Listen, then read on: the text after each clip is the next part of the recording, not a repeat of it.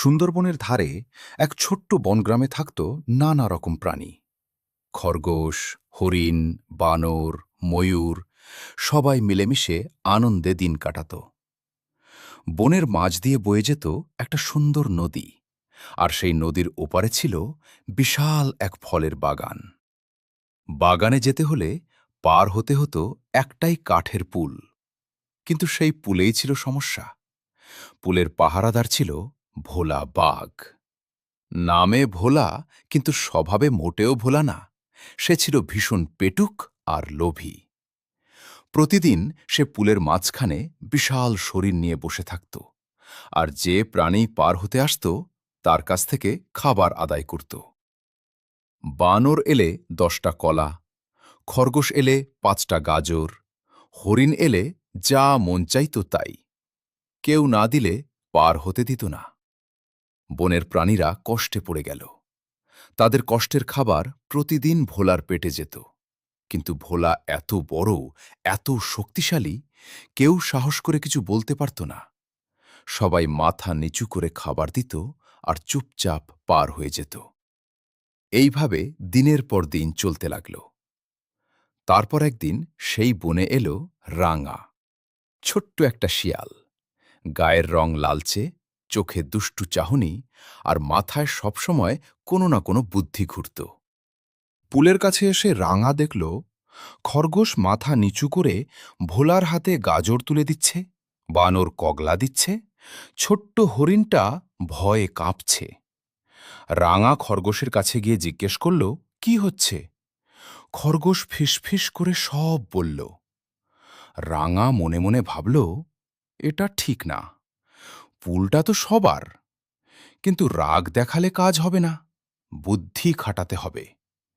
সে সোজা পুলের কাছে গেল। ভোলা বাঘ থাবা দিয়ে পথ আটকালে গর্জন করে জিজ্ঞেস করল, কি দেবে পার হওয়ার জন্য? রাঙা ভয় পাওয়ার ভান করল, কাঁপতে কাঁপতে বলল, তার কাছে কিছু নেই, কিন্তু সে একটা গোপন কথা জানে। নদীর ওপারে একটা বিশাল তাল গাছ আছে, সেই গাছে আছে মস্ত বড় মধুর চাক। এত মধু যে একা খেয়ে শেষ করা যাবে না। ভোলার লোভী চোখ চকচক করে উঠল। সে ভাবল, এই ছোট্ট শিয়াল কি আর করবে, এক কামড়ে শেষ করে দেওয়া যাবে। আগে মধুটা নেওয়া দরকার। সে রাঙাকে পার করে দিল। ওপারে গিয়ে রাঙা একটা গাছ দেখিয়ে বলল, ওই গাছের একদম উপরে। ভোলা হাঁফাতে হাঁফাতে গাছে উঠতে লাগল, কিন্তু উপরে গিয়ে দেখল শুধু একটা পাখির বাসা, মধু নেই, কিছুই নেই। নিচে তাকিয়ে দেখল রাঙা অনেক দূরে চলে গেছে। হাসতে হাসতে বলছে, মধু নেই বাগদাদা, তবে তুমি যে গাছে উঠতে পারো এটা জানা হয়ে গেল। দূর থেকে বানর আর খরগোশ হাসতে হাসতে গড়িয়ে পড়ছে। ভোলা রাগে গজগজ করতে করতে নেমে এলো। এই অপমান সে কিছুতেই সহ্য করবে না।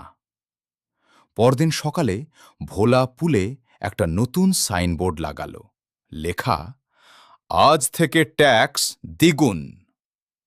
বনের প্রাণীরা দেখে হতাশ হয়ে গেল। ছোট্ট হরিণের বাচ্চা কাঁদতে লাগল, তাদের কাছে এত খাবার নেই। বানর মাথায় হাত দিয়ে বসে পড়ল। রাঙা এটা দেখে মুখ গম্ভীর করল। এবার শুধু নিজে বাঁচলে হবে না, সবাইকে বাঁচাতে হবে। একটা বড় পরিকল্পনা দরকার। সেই রাতে রাঙা সব প্রাণীদের গোপনে ডাকল। বানর, খরগোশ, হরিণ, ময়ূর সবাই একসাথে বসল। রাঙা ফিসফিস করে তার পরিকল্পনা বলল। সবার মুখে ধীরে ধীরে হাসি ফুটল। পরদিন সকালে পরিকল্পনা শুরু হল। বানর দৌড়ে ভোলার কাছে গেল। হাঁপাতে হাঁপাতে বলল, একটা বিশাল মাছের পুকুর আছে, ভরা মাছ, কিন্তু অন্য এক বাঘ এসে দখল করে নিচ্ছে। ভোলার লোভী মন আর স্থির থাকতে পারল না। পুল ফেলে সে দৌড়ে চলে গেল পশ্চিম দিকে।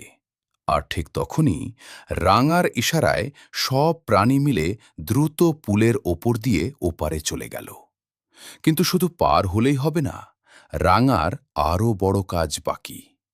রাঙা সবাইকে বলল, নদীর একটু উত্তরে অগভীর জায়গা আছে। সেখানে পাথর সাজিয়ে একটা নতুন পথ তৈরি করতে হবে, যেখান দিয়ে সবাই নিজে নিজে পার হতে পারবে। ভোলার পুলের দরকারই হবে না। সব প্রাণী মিলে আনন্দের সাথে কাজ শুরু করল। ময়ূর পাথর বহন করল, হরিণ পানিতে নেমে জায়গা ঠিক করল, বানর পাথরের উপর পাথর সাজালে, খরগোশ ছুটে ছুটে সাহায্য করল। একটু সময়ের মধ্যেই তৈরি হয়ে গেল সুন্দর একটা নতুন পথ। এদিকে ভোলা বাঘ পশ্চিমে গিয়ে দেখল কোনো পুকুর নেই, শুধু কাদামাটি আর শুকনো ঘাস। ক্লান্ত আর রাগান্বিত হয়ে ফিরে এলো সে। ফিরে এসে যা দেখল তাতে তার মাথায় বজ্রপাত হল। পুলের পাশে নতুন পথ, সব প্রাণী সেই পথ দিয়ে হাসতে হাসতে পার হচ্ছে। কেউ আর তার পুলের ধারে আসছে না। তার ট্যাক্স নেই, তার ক্ষমতা নেই, কেউ তাকে পাত্তাই দিচ্ছে না। ভোলা একা পুলের উপর বসে রইল, চারদিক ফাঁকা। তখন রাঙা সামনে এসে দাঁড়াল, শান্তভাবে বলল, বাগদাদা, তুমি বনের সবচেয়ে শক্তিশালী প্রাণী। তুমি চাইলে সবার বন্ধু হতে পারতে, সবার রক্ষাকর্তা হতে পারতে, কিন্তু লোভের কারণে তুমি সবাইকে কষ্ট দিলে, আর লোভীরা শেষ পর্যন্ত একা হয়ে যায়। ভোলা মাথা নিচু করল, বুকের ভেতরে কোথাও একটা চিনচিন করে উঠল। সত্যিই তো, এখন সে একা, কেউ নেই পাশে। রাঙা বলল, এখনো সময় আছে, পুলটা সবার জন্য খুলে দাও, বিনামূল্যে, তাহলে সবাই আবার তোমাকে ভালোবাসবে। ভোলা কিছুক্ষণ চুপ করে রইল, তারপর উঠে গিয়ে পুলের সাইনবোর্ড সরিয়ে ফেলল। বনের প্রাণীরা অবাক হয়ে দেখল, ধীরে ধীরে এগিয়ে এলো।